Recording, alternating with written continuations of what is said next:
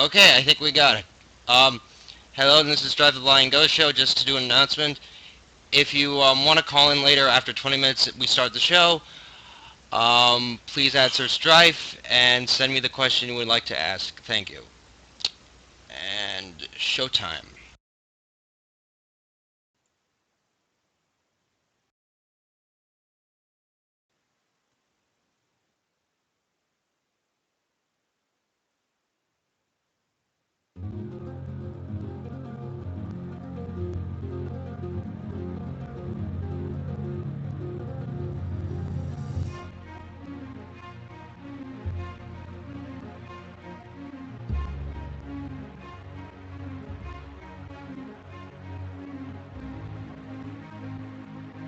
The Bible is just about as long as it is possible for any document to be.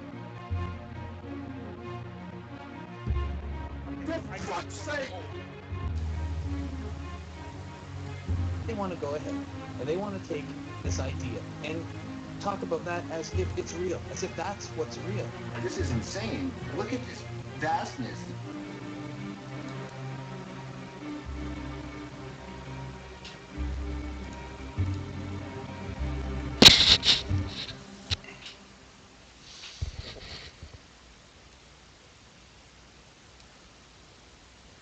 Hello and welcome to the Lion Ghost Show 2013, August 4th, episode 12.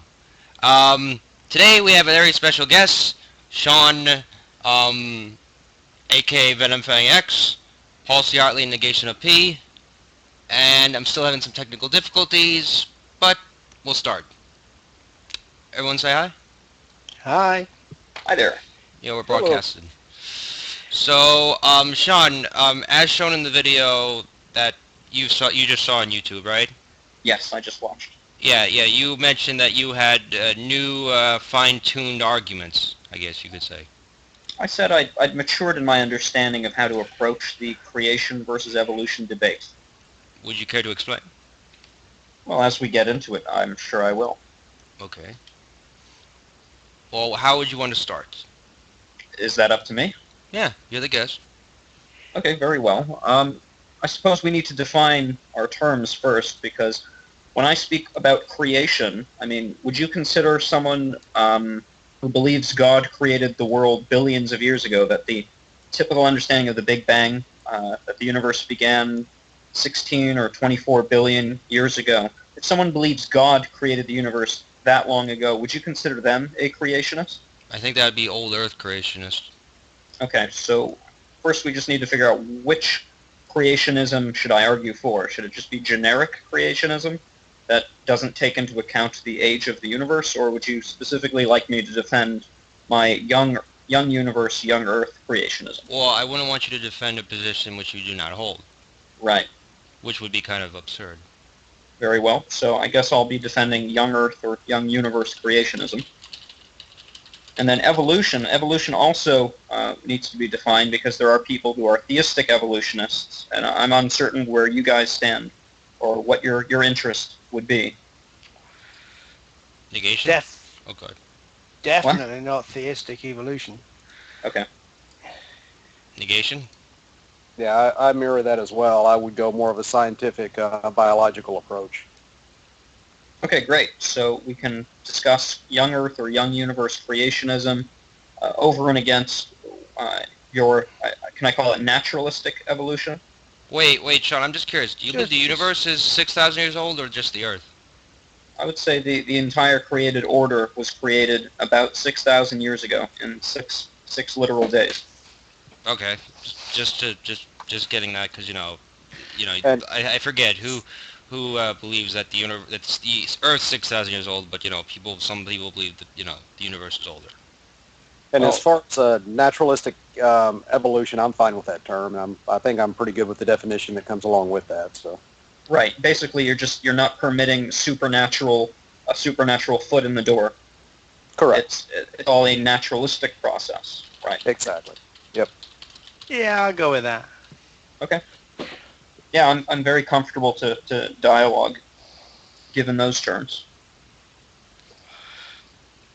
Okay, so what's new then? I mean, I'm sure everybody that's in the call and that's everybody that's in the chat is familiar with your old material and regards that. How have things changed? I wouldn't suggest that I have necessarily evidence that is going to convince you. Like, I'm not going to say, hey, look, we found this, and this proves the Earth is 6,000 years old. I suppose I have more of a, I guess, a philosophical understanding of how, if we approach the evidence from a particular worldview, we're going to come to different conclusions, not because of the evidence, but because of our, I guess, our presuppositions. I'm not necessarily suggesting that we're going to be talking presuppositional apologetics, but obviously presuppositions can be found in any discourse. Do you mean presumptions, I guess? That would also work. Yeah, axioms or, starting points. Things that basically we assume to be true before we even begin to interpret, either natural phenomenon or... Well, would you say the universe exists is a valuable assumption?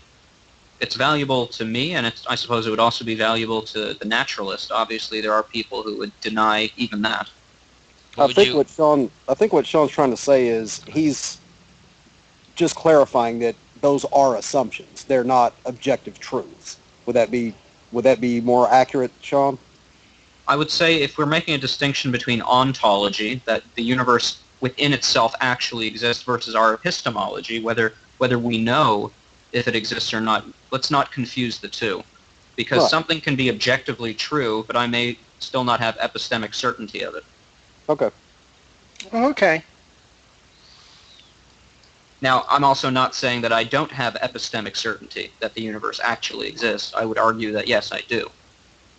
Okay, that's interesting to me, but I don't want to get off topic. And, No, I think we're actually right on topic. I think that may be one of the first places to begin, is does the universe, which we are arguing either is billions of years old or thousands of years old, whether it always existed or it came about by natural causation, or whether it was created by a supernatural creator. First, if we're arguing about the existence of something, we should at very least establish why we believe that it exists at all before we continue.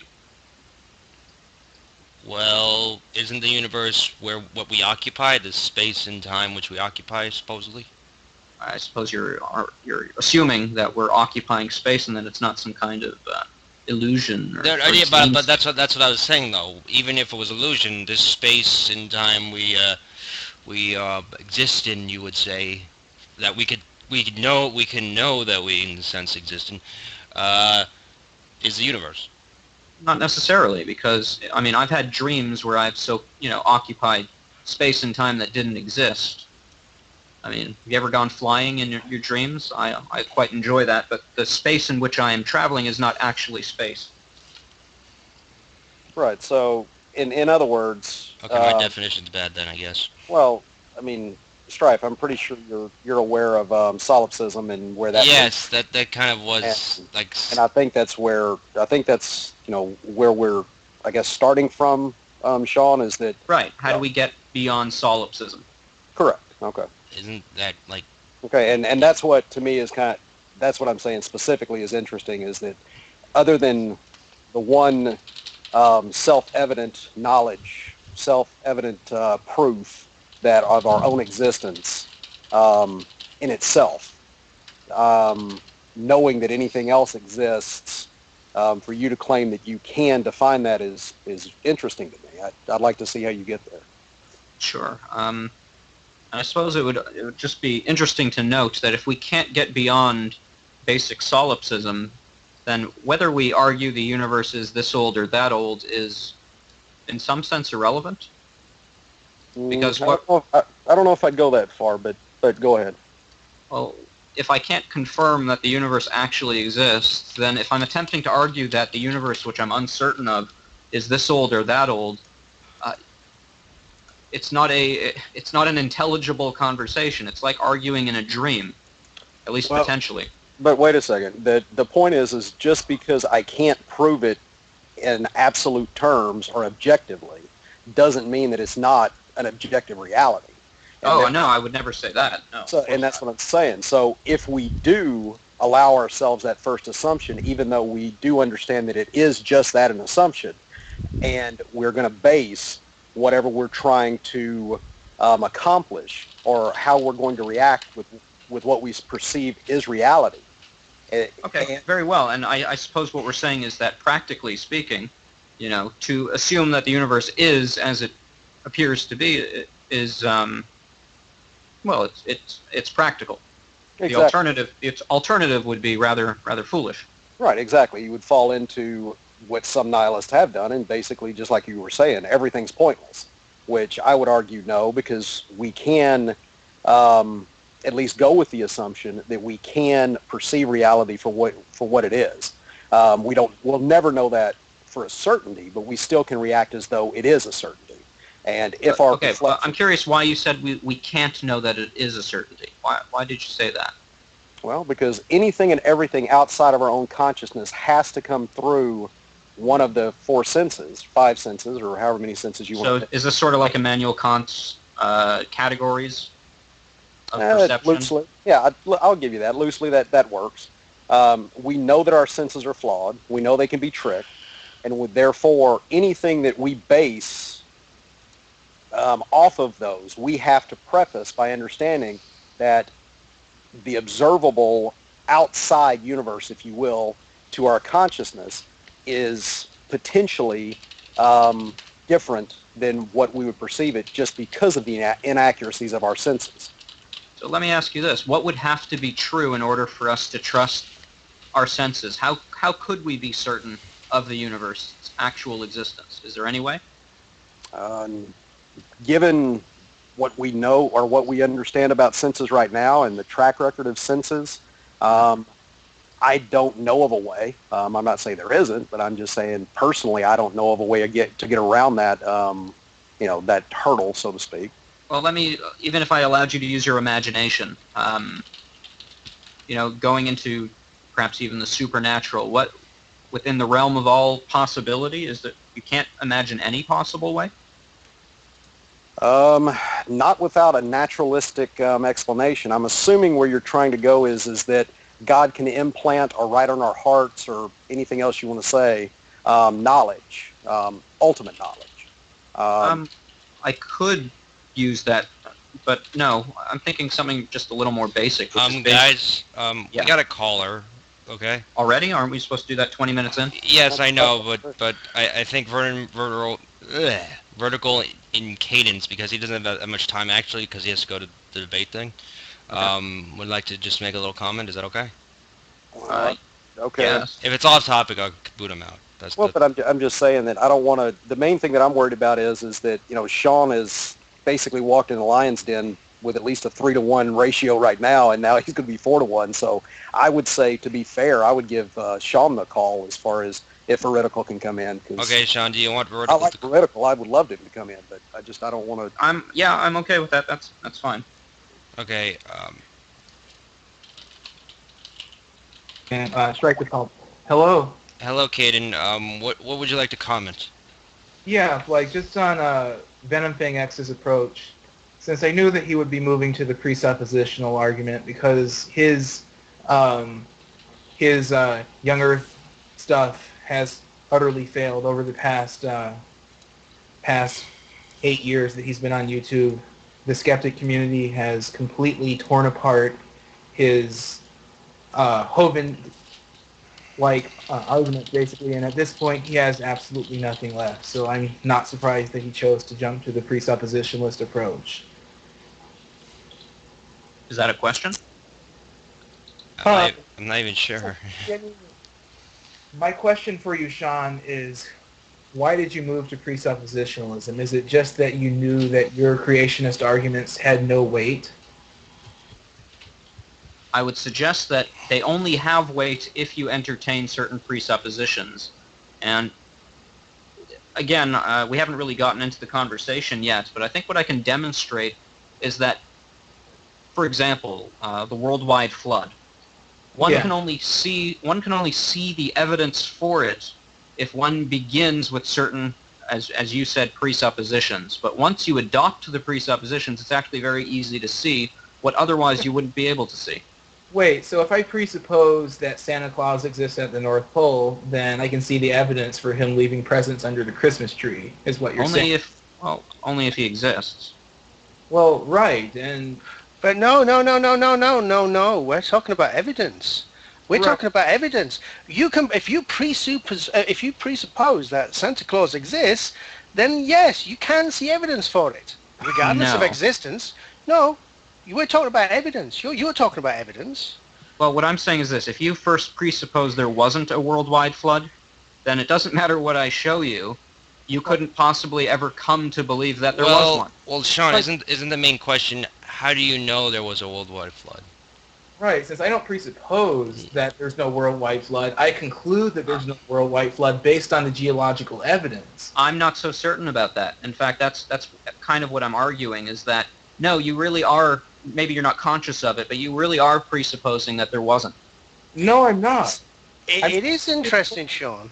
It is interesting, Sean, that you should actually bring up the topic of worldwide flood and presupposition in the fact that the modern field of geology was kind of came out of the fact that 18th century and 17th century well, not so much as naturalists, but certainly Christians and believers went looking for the flood and didn't find it. They were presupposing that there was going to be evidence for it and never did find it. I totally disagree with that. I think that's a totally revisionist view of history. Especially a revisionist view of the history of science. What evidence do you have for that statement? Well, we can just look at your own geologists. I think Lyell would be a good one to look at. His entire, he really popularized the view that the geology was, demonstrating or pointing to millions of years of stratification, and his was a reactionary view. Wait.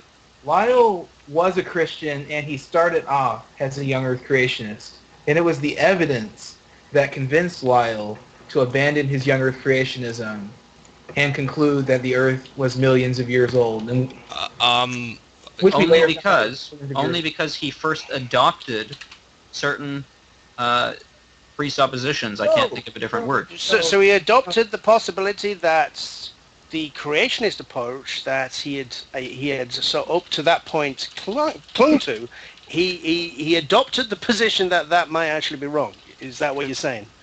It's right. I'm very close to what I'm saying. If you accept the possibility of a different worldview than the biblical one, then you've already. Let me try and explain this. You go for it, mate. You can't even accept the possibility. You have to think of You have to think of what young Earth creationism is specifically saying. We're saying the world as it appears today is the result of a supernatural creation and then a period of time of natural processes, and those two together brought about the present day situation we're in. So there is no evidence that could ever refute that. Wait, Sean. I got a question though. Talk to us about it. Wait, I got a question. Base position. Sure. You called the natural processes. That means the flood was a natural flood, right?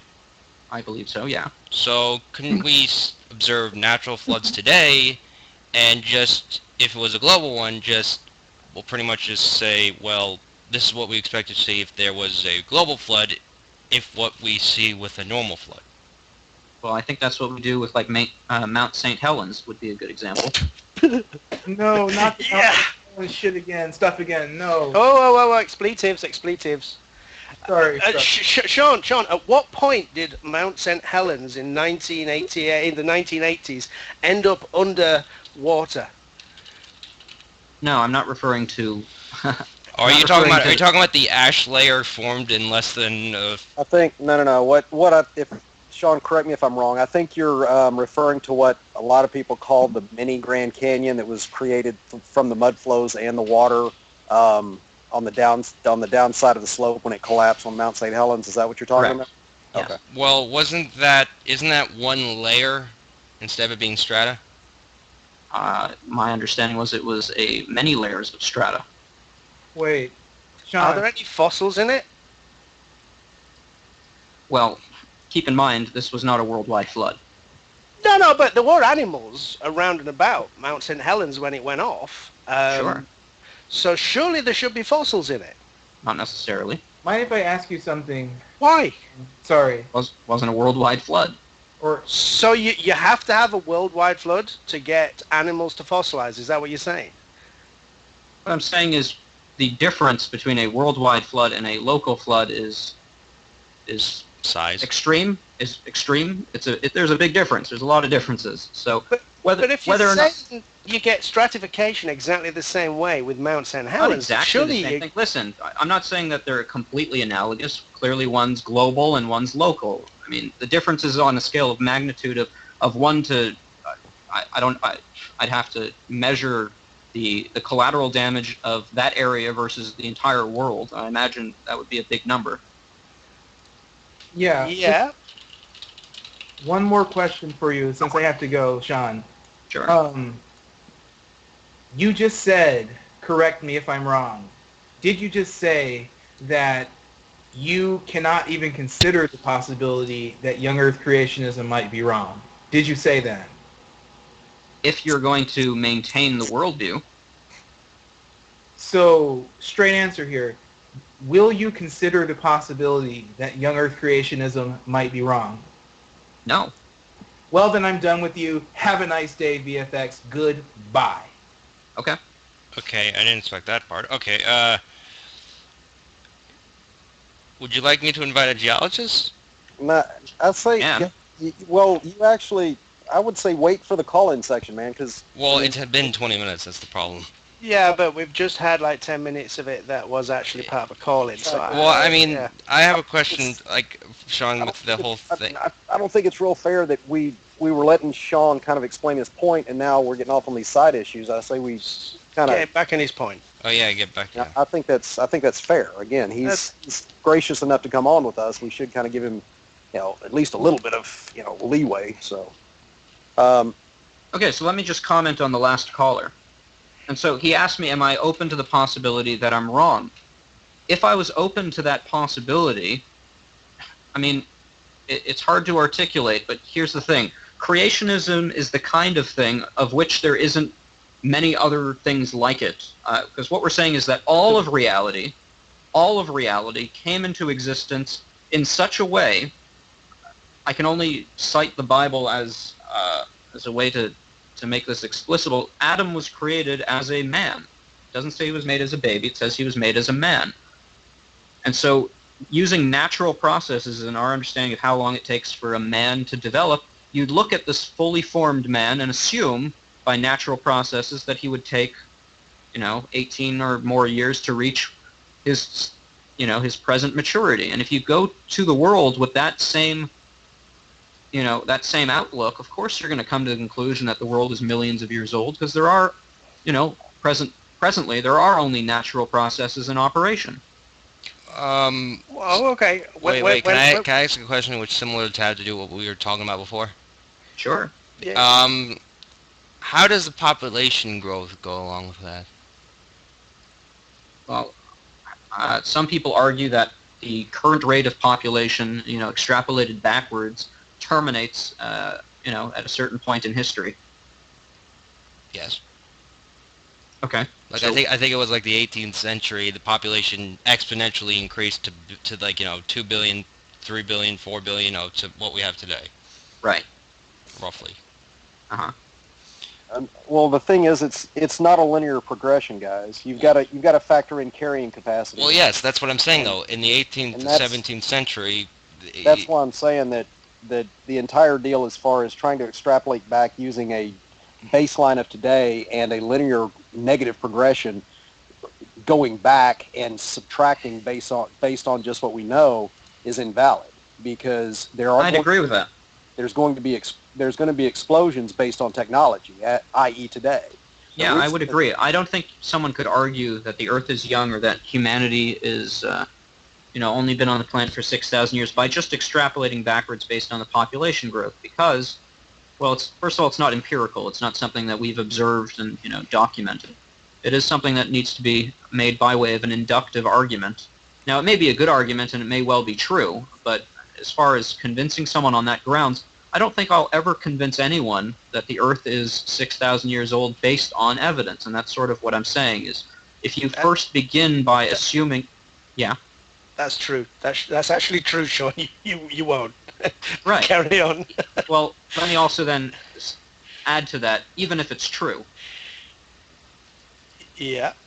Even if it's true, you're not going to convince someone based on evidence, because that's just not... Okay, good. Historical science and observational sciences are two totally different disciplines. Right. And the nature of creation is so radical, especially the kind of creation in question here, that... And Sean, would it be true that the inverse is true? You understand what I mean when I say that? I think I understand. So, and that's directed at you. If you're going to presuppose the conditions that you're saying you believe, would there be any set of evidence that would skew you away from that fact? In other words... No, of course not. Okay, so basically what we've got to get at, since evidence is completely a non-issue for either side of this discussion, is what I'm hearing, correct? Right. Okay, because everything is based on our presuppositions from both sides. Correct. Okay. So I guess the real heart of the matter then would be to go to those presuppositions and test those. Would that be fair, or do you think that's... How would you test them? Well, I mean, the way that I would test them, and again, it's probably more because of my training and what I do on a daily basis, but mine is utilitarian. Is that if they have predictive capabilities, if they're testable, repeatable, verifiable by more than one source, based on my understanding and my presupposition that reality is real, I would assume that the more predictive the methodology, the more accurate and more reflective of reality that methodology would be. That only works if you're not dealing with supernatural causation. You're absolutely right. So let's go down that road. Let's say that we are dealing with the supernatural. Then you have absolutely no predictive capability. In fact, I certainly could never predict a miracle, because a miracle is, it takes the agency of God doing something within his own counsel, which we could not possibly predict because it's not within our, it's not within our, whatever, Sean, it's not within, okay. yeah. Sean, you can't predict anything.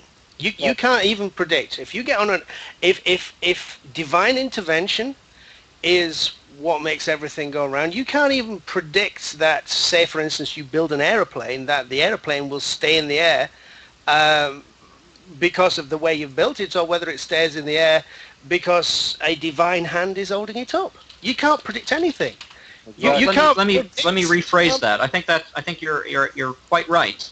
God could suspend or change or alter the laws of nature such that the plane we built falls out of the sky, or doesn't follow the conformity of nature that other planes do. That is possible, yes. Okay, then I guess the question I have is, in your worldview, is there any objective truths? Of course. Outside of the existence of God? Well, yes. And what would that be? Well, just because the laws of nature themselves are arbitrary does not mean what is being arbited doesn't exist. So God can change the natural world, but the world which he's changing itself does exist. Could God not blink that existence, reality, out of existence? Sure, but so long as it does exist, it objectively exists, and so long as it... Well, wait a second. Not necessarily, because that's where I'm going with this.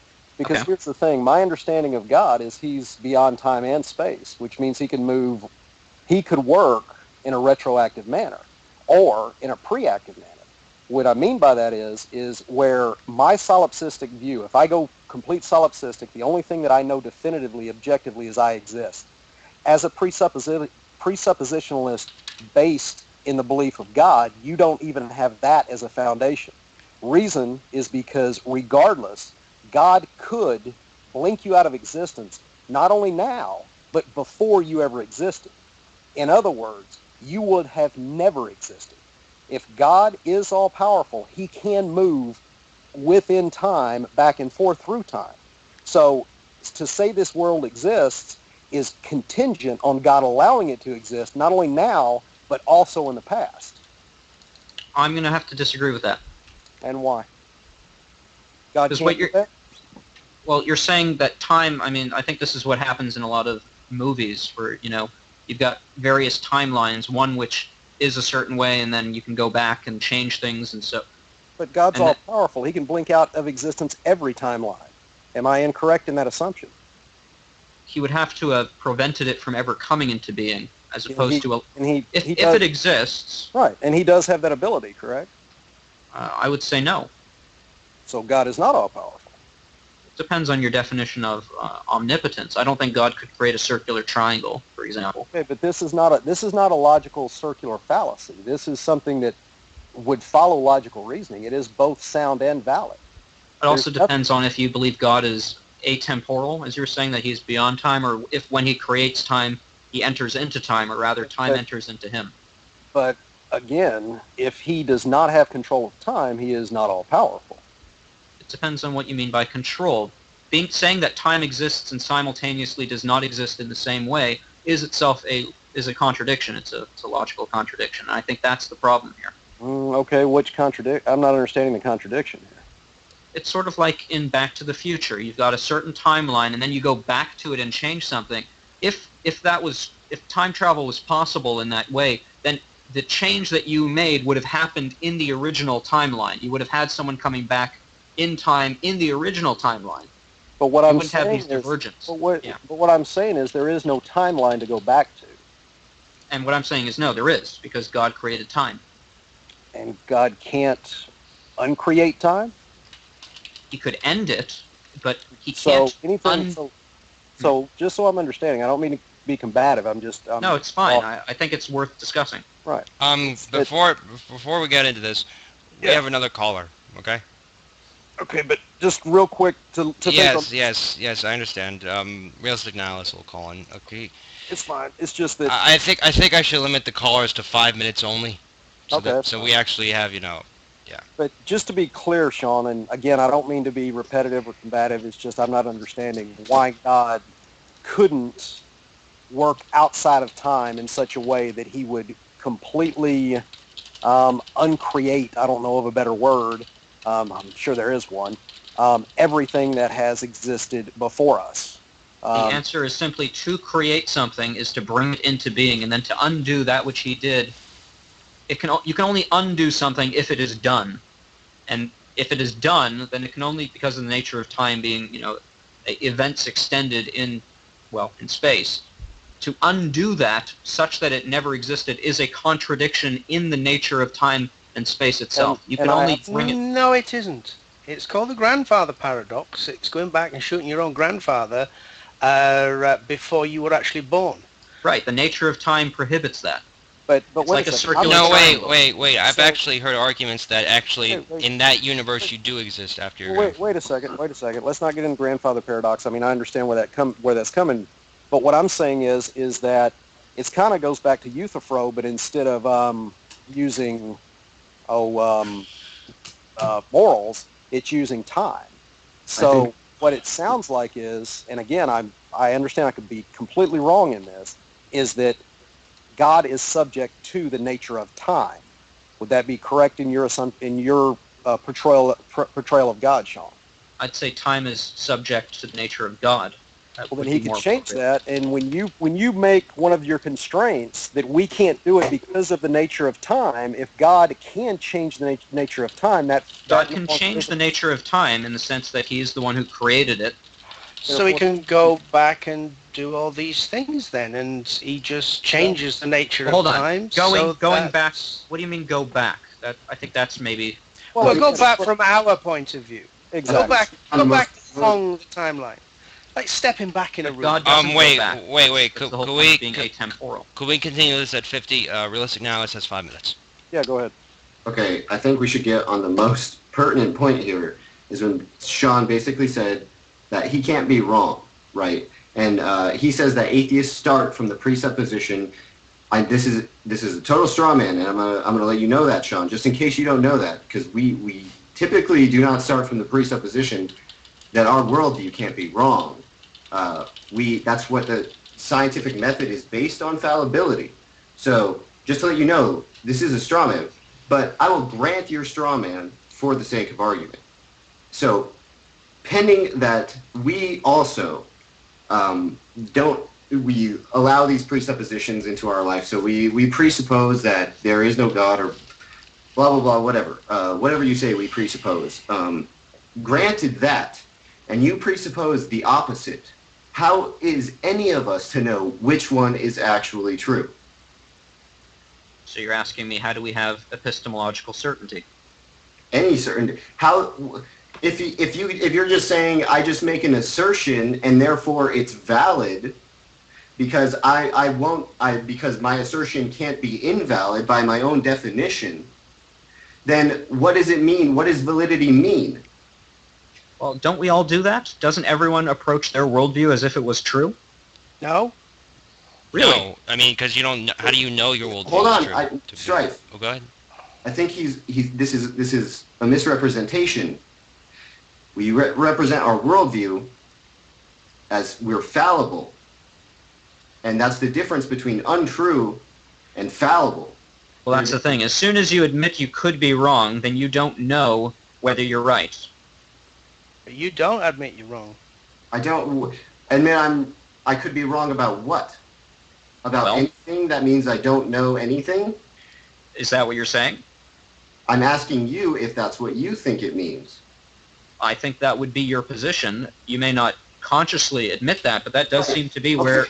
All right, let me address this then, because Christians admit fallibility. This is a Christian thing. You're fallible, God is not, right?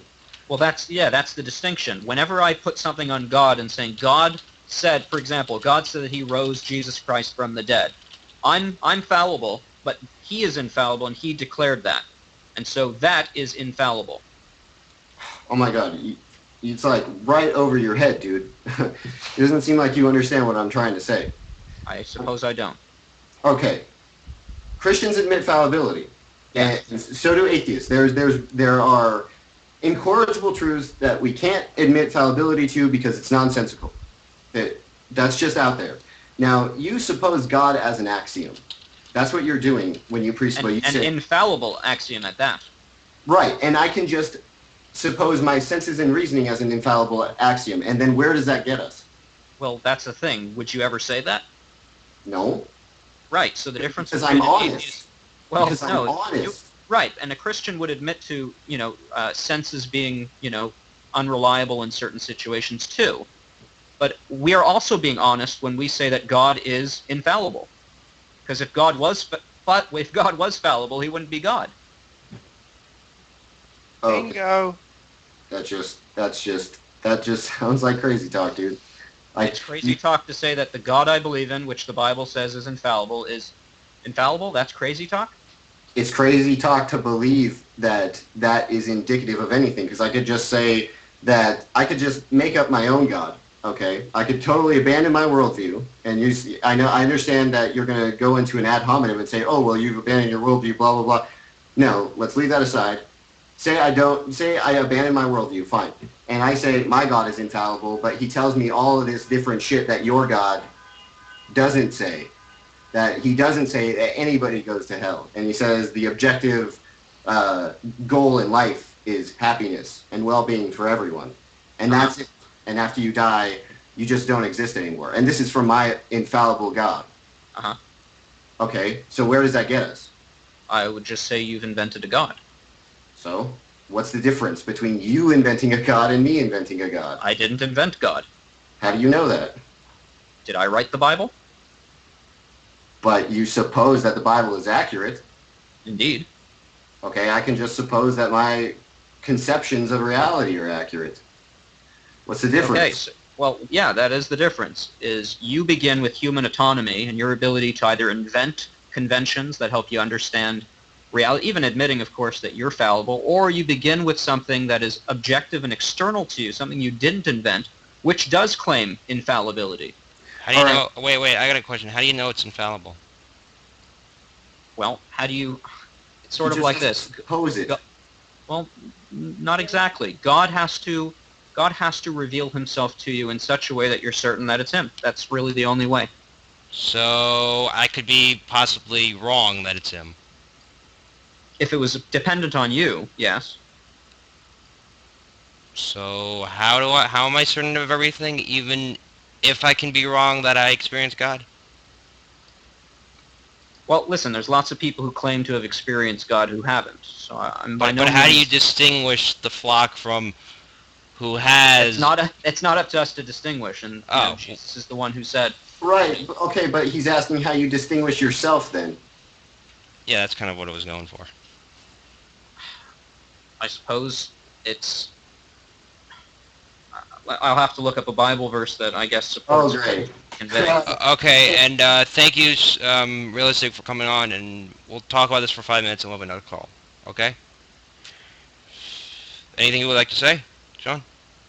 Oh yeah, I found the verse I was looking for. So it's Matthew 11:27. 11:27 says, "All things have been committed to me by my Father. No one knows the Son except the Father, and no one knows the Father except the Son, and those to whom the Son chooses to reveal him." And so, how do we have epistemological certainty of God? God is the one who has to give that. He has to reveal himself to you. But He how doesn't can we do that? But the question is, how could us humans be certain that it's God if we're fallible? Can God give you certainty? It's really not I don't about know. the How am I fallibility of supposed man. How am I supposed to know? God is going to have to give you that knowledge. He'll have to impart it to you. So why am I an atheist? Apparently, God hasn't revealed himself to you. Why? I could give you a Bible verse.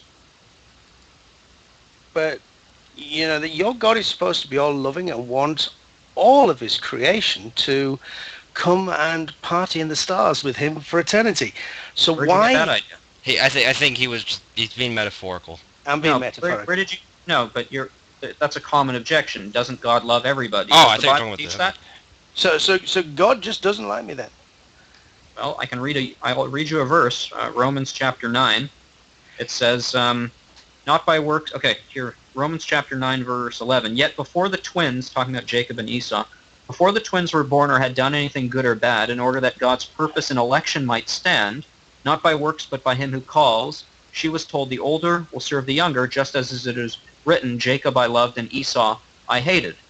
So there are people, according to God's election, who he chooses to reveal himself. I read you that verse where Jesus said, no one knows the Father unless the Son chooses to reveal him. There are certain people God elects for his sovereign purpose to save and reveal himself to, and there are other peoples who God hates and abandons. So if I don't come to Jesus, then what happens to me? You're going to go to hell. Right. So God wants me to go to hell then? Because you've argued that God would reveal himself in such a way that I would know that he was Yes. God. Yes. Right? And Yes. he hasn't. Right? So therefore he must want me to go to hell, and I'm predestined to go to hell. Well, let's put it to you a different way. If you're going to go to hell, couldn't God have done something to stop that? Well, Apparently not. assuming you're arguing he should, I'm saying he certainly has the ability to. He's God. and he's chosen not to. Indeed. Why would he Scary. do that? Indeed. Why would he do that? It's a scary idea, isn't it? Can I have Wait. Okay. It's 50. It's 50. It's not scary, but carry on. yeah. It's 55. So I'm gonna bring in another guest. Okay. Hey, let me finish Go ahead. one question real quick, and then go ahead and bring him in stride.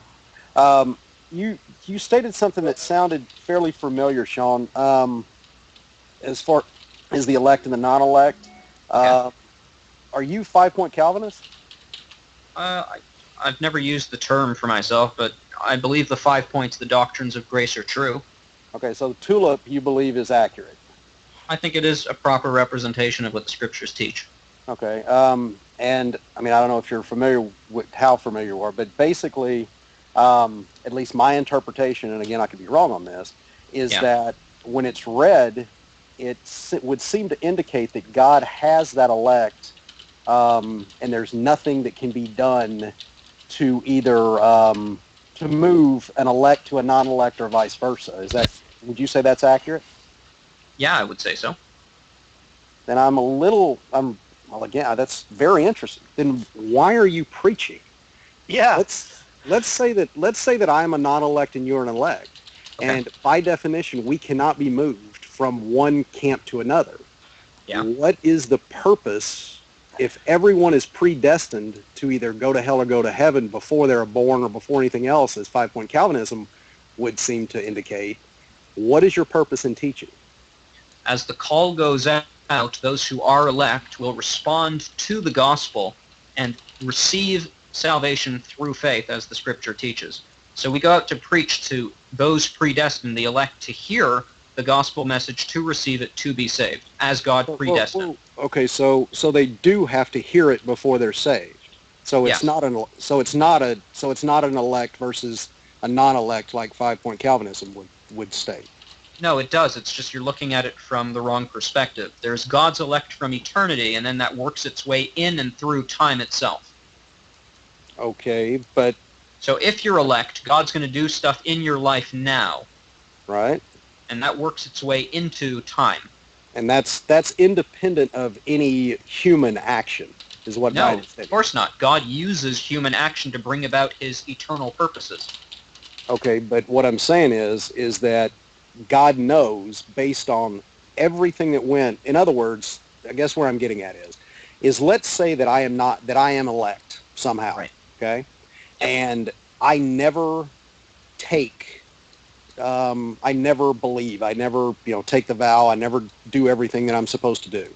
Are you telling me that that's an impossibility for me? I don't know where you're getting the stuff about vows and stuff, but Well, that aside, whatever. If I either I come to Jesus or I don't. Let's say that I don't come to Jesus. if you are elect, you will come to Jesus. So there's no free will. Well, Jesus himself said, all whom the Father calls will come. So irresistible grace, that would be Right, one of so- the tulip. So, Yeah. all right, so there's no free will. So regardless, I would what say do- that God does not coerce the will. Rather, he liberates the will to make I could go into the doctrinal confession of Right, the I understand. doctrines of grace. I wouldn't say God has coerced my will or forced me to receive Jesus Christ. Rather, he's allowed me to receive him. And Okay, so let's look at the converse to that. Okay. If I am the non-elect, I Right. cannot be saved independent of action or faith or anything else, correct? Right, you can't barge into heaven of your own power. Right. So it doesn't matter if I believe. It doesn't matter how I act here on You earth. can't believe if you're not elect. Faith, according to the Bible, is a gift from God. You can't have it unless God gives it to you. So again, no free will. I don't have the free will to believe if I want to believe. Well, is free will the ability to do anything? Isn't free will maximal autonomy? Well, I don't have the ability to choose to shoot laser beams out of my eyes. That doesn't mean I don't have free will. But I do have the ability to reason, to understand, especially when it comes to let's say, a condition that is so possibly, if I accept your worldview, so harmful to me for all eternity. You would think that a all-loving, all-powerful, all-wonderful being would give me the option to at least choose. And that's the point. Option. Free will is the ability to choose given your options. If it's not an option to you, that doesn't limit your free will. Free will is just the ability to choose between your options. Okay. So, all right. So let's take it to the next step. So now what you're saying is the elect have no option in not believing, vice versa. A non-elect does not have that. That seems to be a much closer depiction. Yes. Okay. All right. So what I would Actually, let me alter that one bit. Okay. The elect are the only ones with the option, and the elect are those who take that option. There's no distinction between those given the option and those who take the option. One could even say that by God giving them that option, he only gives it to those who will take it, or something along those lines. Right. It's mandated that if the option is available, it will be chosen. There's not a.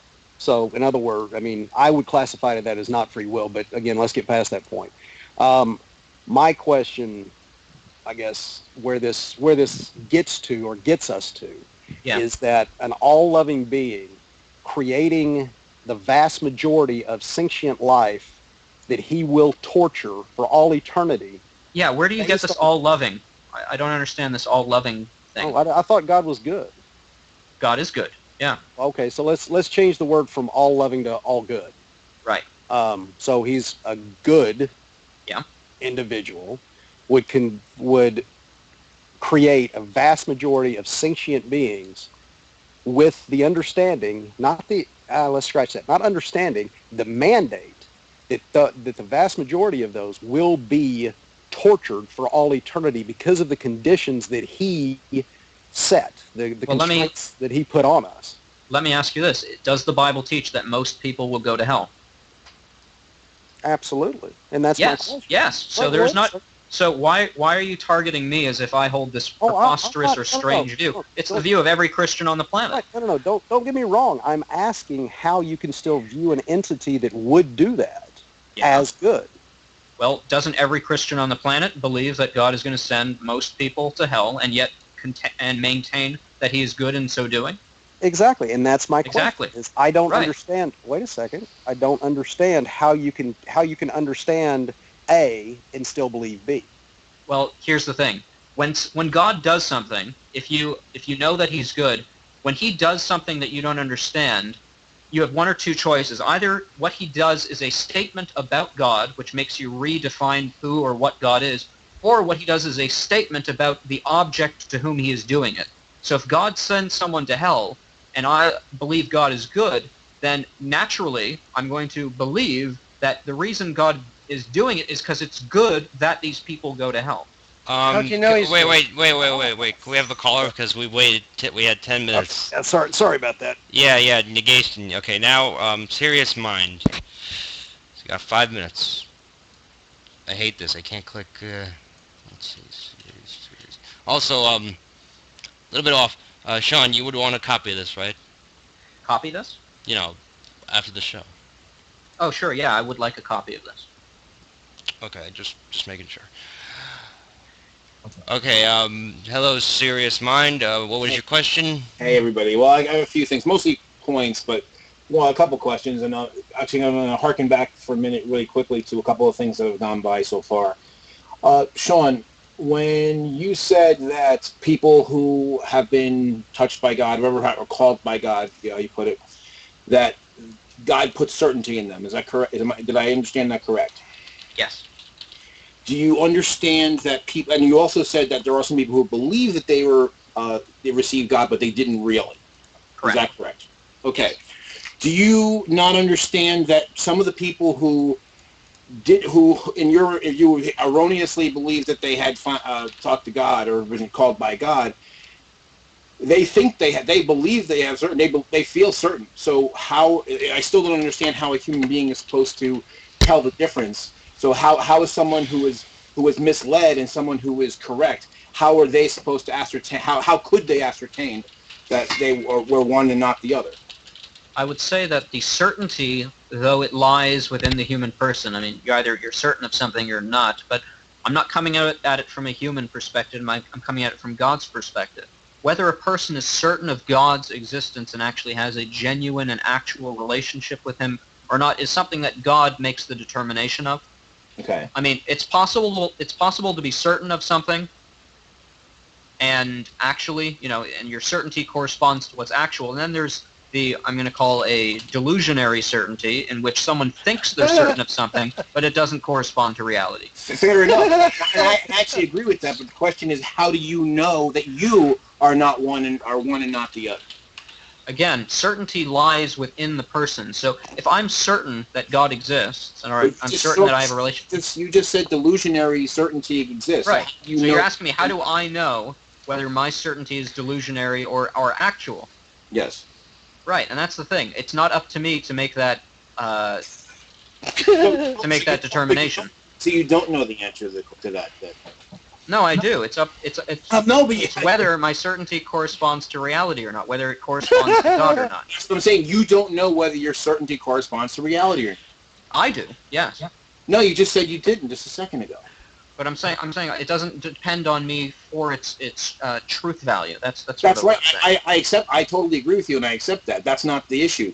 My point to you is that you have no faculty for determining whether or not you are deluded or you are correct. You have no faculty, and nor does anybody else. That's not a knock on you. It doesn't depend on my faculties, is what I'm saying. Then what does it depend on? God. Are you God? No. Then how do you know that yours? What faculty? The better question is, how does God generate certainty within a human person? That's really the correct question. And the deluded also have some false certainty. So how do you know? How can you know that you are not deluded? It comes down to whether you know God or not. But you're assuming. But again, if you're deluded, you will believe you would know God, and you didn't actually. That's the whole point. No question. There are lots of people out there who have delusional certainty, who make claims of certainty and even believe they have certainty, and they actually don't. Right, exactly. And you have no way to know for yourself whether or not you're one and not the other. So sure, I do. Sure. Well, no. So you're claiming it. You basically said that that's outside of you. So the whole thing is you. I would say this: you can't know whether my certainty is actual or not. That's right. You can't. Okay. But the people that are deluded, how come they can't know that they are not that they are deluded? Because they're deluded. Sean, you're talking in terms. You basically said that the people who agree with you have the right certainty. People who don't, and there's no way for them to tell, or no way for you to tell the difference. But you're claiming that there's no way for those external to the experience of God generating certainty within them to make the determination between what is actual certainty or what is not. That is purely a experience, a category which God creates between himself with whom he decides to reveal himself. Right, but the whole thing is that I forget external. I'm talking about individuals themselves. A deluded person has no faculty, has no ability themselves to know that they are deluded. Would you agree? Of course.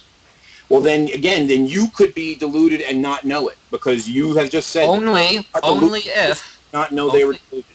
Only if I'm wrong. Right, exactly, and you could be wrong, and you would not know it. That's the point. Okay. Very quickly before I run out of time, because Negation of Pete talked for a very long time. Yeah, he kind of did, and yeah. One thing that came up earlier, and you said that basically we would not accept things based on evidence. I want to point out to you something that's very important. It's not a question. Is that I guess it's a question. Are you aware of this? Is that the people who are, if you look back 200-300 years ago in science, even 100 years ago in science, that came up with our current, or helped develop our current understanding for the age of the Earth. Most of them themselves were creationists, and they were encountering evidence that was to the contrary of their worldview, which would actually be in line with yours. And they found that the evidence didn't fit, and then that's why they changed. That's why science moved in another direction. And so, I guess I'd like to understand. Now, obviously, I know you think I'm, as an atheist, I'm lost in all this, so I would be confused, or I would see things wrong. But how can you explain people who did believe, and they were followers, and they were investigating the earth because their way was actually trying to find God, or to understand God better and be closer to his creation, and they came up with realizing that the evidence, their observations and their measurements did not match what they were taught? How do you reconcile that? Very easily. They clearly didn't believe what they said they believed. Okay, and with that note, thank you for coming on, Cyrus. Serious. Close enough. Okay, would you like to take another caller, Sean, or would we like to talk about this for 5 minutes? Either way. I think callers, because I got a lot of callers. So, board to bits. In 3, 2, 1.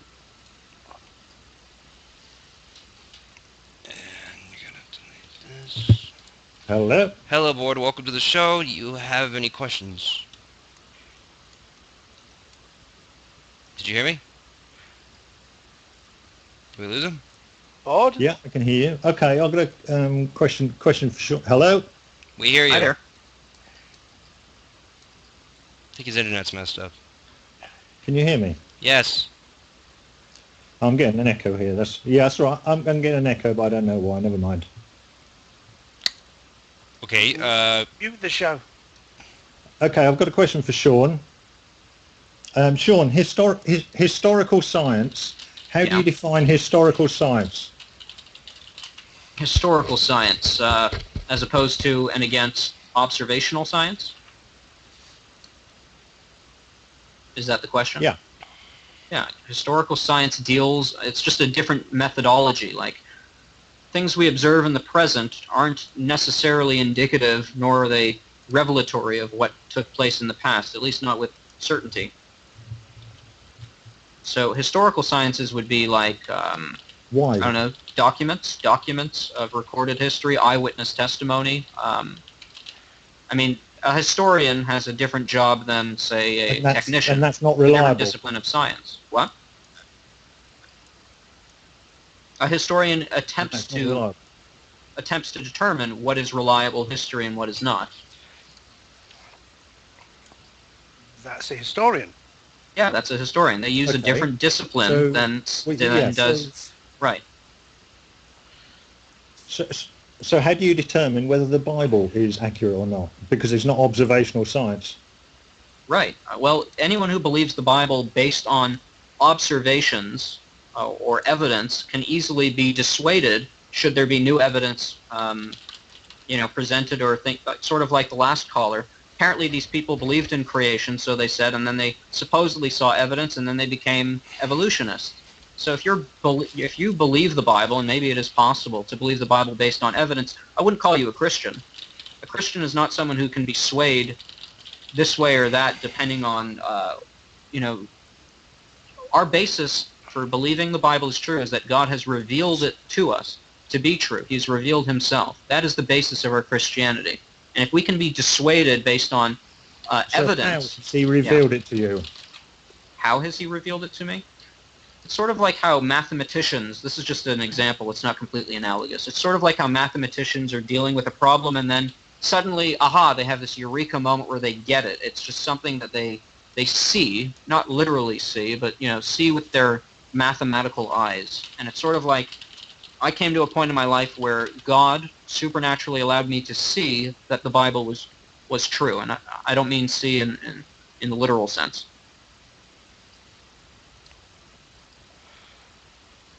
But with maths, you can prove it. I mean, mathematical proof. I see proof that the Bible is true, but in ways that I could articulate to you, but they wouldn't be convincing to you. Right. So, yeah, but hang on. So all they're you not do- proof. Wait a second. It's my Sorry, 5 sorry. minutes. I only get 5 minutes. All you do when you're asked for evidence or asked for anything at all is you quote Bible verses. But you haven't provided no evidence that the Bible is factual, apart from it's been revealed to you, but you've not explained how it's been revealed to you. Well, that's the thing. God is a supernatural being whose workings are miraculous and not subject to natural scrutiny. No, that's meaningless. That's woo-woo. Okay, I'll get on my second question because I've only got 5 minutes. The Bible is accurate. Therefore, after the flood, there were 8 people walked off the ark. Yes. About 130 years later, during the life of Peleg, the Middle East was repopulated. There was a pharaoh running an empire in Egypt, and the Tower of Babel was built. Could you explain how your population growth goes from 8 people, 2 of whom were in their hundreds, repopulated the Middle East in 130 years? Sure. I suppose one could argue, and this would, I guess, not be popular in young Earth circles, would say that the genealogies are not, they're not complete in the sense, so there could be more than 130 years. Or an alternative would be that in 130 years, I mean, I don't know what the math is precisely, but it's possible to have smaller civilizations or smaller towns or whatever. Then, I mean, it probably wasn't billions or millions, but you Think about it, Sean. Think Yeah. back 130 years to your great-grandparents, and Sure. then how many descendants they've got. Would they be enough to have an empire run by a pharaoh and about, I think, 24 cities named in the Middle East? Well, depending on how quickly people have children, you've got 8 people. Yeah. 8 people, 2 of them are over 600. Yeah. Well, if you just want to, I could do the maths to you and get back to me. I could give you my email address. So basically, you've got 8 people. You've got 4 families, and let's say they produce a child every 9 months or maybe 12 months, and you just do the math. You could get quite a few hundred people within 130 years. Quite a few hundred, right? And that Thousands. would be enough for a pharaoh to have an empire in Egypt and to populate 24 cities and build a tower up to the heavens. Why not? Well, no, it wouldn't, would it? Maths isn't your strong point, is it, Sean? Obviously. Well, aren't you assuming that the Bible never gives a specific number? What could be considered an empire by today's standard? I mean, we have such a large population. We think of empires as being, governing over millions, but back then, I don't know. Couldn't 1,000 people form a culture? 1,000 people form a culture. Why not? Yeah. It's not exactly. Do you see where your delusion takes you, Sean? See the cul-de-sacs it leads you down. No, it's just semantics. What you're saying is that you couldn't possibly add a... Sean. No, Sean, you're being utterly ridiculous. Sean, it's not a viable population. Jones, come on. Yeah. Okay, thanks for coming on board. Okay. Another caller, Sean? Sure. Also, just to note, 1,000 people is not a viable population. It's like, the endangered species of the cheetah. Yeah. Like, they have genetic, I think it was diversity issues. That's why they're doing badly. Let's see, where is he? Here he is. There we go.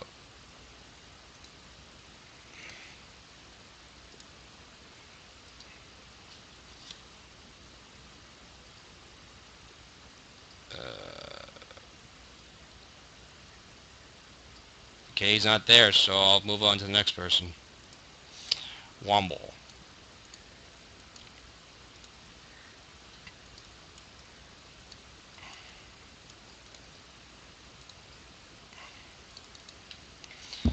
Okay, Womble, what would you like to ask, and welcome to the show. Well, it wasn't really an ask. It was going back over a topic from earlier. When Sean happened to mention, or someone got the topic talking about flood geology.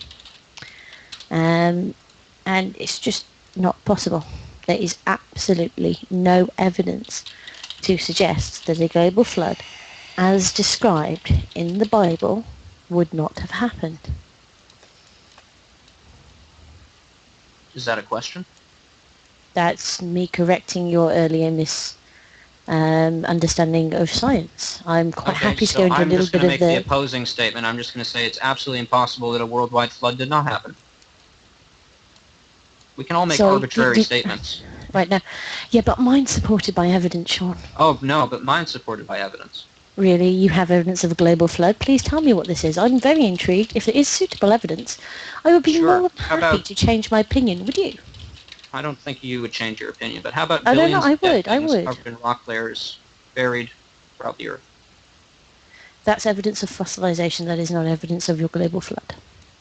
Well, it happened on a worldwide scale. That's because lots of things died at different times and were all covered with sediment. How did that happen? They die, so they stop living. They fall to the ground and probably underwater in a lot of cases. Then they get buried with sediment really quickly. All over the world. So yeah, but the thing is, we have this thing called geological dating. No, listen, we have this thing called geological dating. Like radiometric dating? Yeah. Yes. Yeah. And are you aware there are 12 fatal assumptions that you have to make before you begin dating? Listen to what I'm saying. We can use dating methods to show that actually they all died at different points in time. And I can show you. So it's not universal. Are you going to talk about rate? Because rate is absolute arse.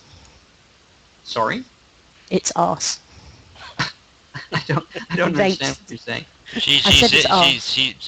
Just say bollocks if you want. It's bollocks. Yes, I can use my phrase, my catchphrase. Rate? What is rate? She's referring to a study from the Institute of Creation Research, I think it was, right? Yeah. They kind of go, oh look, geological data, radioactive decay was faster in the past, so therefore radiometric dating is wrong, but it's arse or bollocks. Uh-huh. Mhm. Okay, well, in any That isn't case, the case word, by the way. I'd be Carry on, happy to John. discuss. Yeah, I'd be happy to discuss radiometric dating. You do have to make certain assumptions when you do them. And okay, please try and tell me what these assumptions are. Well, the first is that your decay rate is a constant. Yes, if it wasn't constant, nuclear power stations wouldn't work, and we couldn't rely on the stability of the nuclear weapons that we have stored.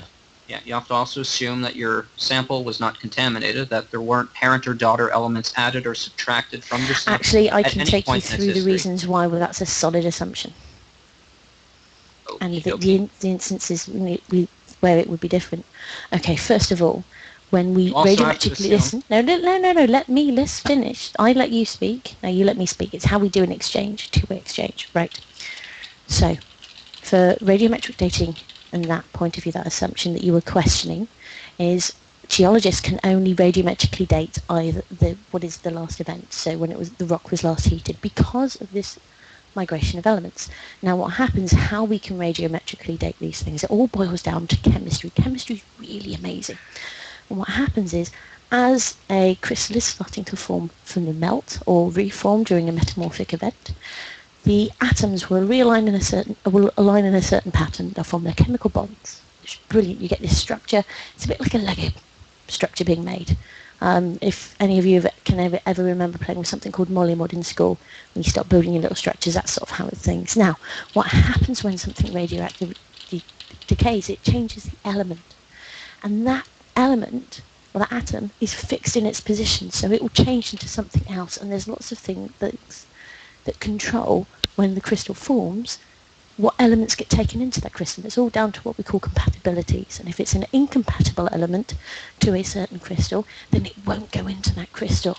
So we can look at the compatibilities of the elements, the parent and the daughter elements, and we can see actually that particular element there is incompatible if we were looking at making this crystal from a melt, and so we know that it wouldn't get taken in at the form of the crystal formation. So that's how we can know for sure that a daughter element is a daughter element. It's not going to form into the crystal naturally. We know the geochemistry of the minerals. Okay? Now, when we analyse the rocks, we can work out what the percentages are of the various parent and daughter isotopes, and then we can compare them. And we do lots of really accurate techniques to show us that actually, we're pretty good with this stuff. Are you going to let me speak, or are you just here to... I explained something to you, Sean. Did you understand? Sure, but you haven't refuted the assumptions, and I've got a list I just told of quite you a why few your more. assumption is wrong. Well, keeping in mind, I'm arguing that there was a global flood. Now, you mentioned that when There is no global flood. Yeah, when there was a heating event for the sample, you said that is the last recorded event. Yeah, that's in the the last sample? recorded event. So you could have a rock that's formed, for argument's sake, 4 billion years ago, and then at 2 billion years after it formed, it got subjected to metamorphic processes, and that reset the radiometric clock. So we can only date to the most recent. Okay, so what if you combine two factors which you haven't actually accounted for? What if, number one, there was a supernatural creation in which ratios of elements were created? We're scientists. And We then- only deal with the natural. Yeah, that means you could have an entirely false system if there was a No, supernatural creation. no. Yes. Listen, that means if it was created in some way, then it was obviously created with the look of age, and we can't Exactly, control yes, that. just like Adam. Just like Listen, Adam. listen, Just like listen, Adam. listen. I am speaking. You are listening. No, I think it's my turn I am to talk. speaking. You are listening. One at a time. Let Sean go, Okay. and I'm not allowed to and talk. Which Womp. it is perfectly valid How for us come to I'm say, not allowed well, to if it was talk? made to look old, probably. Womble, calm down. You have But let's get back to geology. Let's not have Womble. gossip books. Could you kindly allow me to speak? Yes, that's the point. You're assuming that the Bible is false before you begin dating. If there Let's was a get- creation no, event... Can I please get a word in? Womble. Please. Thank you. The Bible says Adam and all the world was made mature. Adam was made as a man with the appearance of age to begin with on the day he was made. If that is true, then we should expect everything you find. I'm not disagreeing with anything you've said so far. It sounds exactly correct. However, if you don't take in if I don't buy into your naturalistic program, if I first assume that creation is true, I can account for why the elements are appearing the way they do with these dramatic ages. So you and I are in agreement. We're just our starting point is why we're coming to such radically different conclusions. It's because I understand how to read the evidence and you don't. Because you have an assumption at work which you can't No, I don't have justify an either. assumption. You have a uniformitarian assumption. Oh no, you're completely hashing up geological terms there, sweetie. You will believe that present-day processes can be extrapolated indefinitely into a past infinitely. Not infinitely, sweetie. The planet had a formation point, and we understand how that formation point occurred, how the planet was accreted out of the stellar nebula. Thank you for your call. Thank you for your call, Womble. Okay? Okay, I thought we were talking through these so-called assumptions on... Well, you said it yourself. You said that it has the appearance of age, and I agree with you. Right, no, it has no, the appearance of age, and I can account for that. Listen. No, you can't. You have no evidence. We're Geology over the provides 5 minute. evidence. Yeah, we're over the 5 minute. Thank you for your call. Uh-huh. Yes, sweetie. Okay. You want me to take the next caller? Sean? Yeah, I guess. Okay, next one is Polymath. Let's see. And here we go. There we go.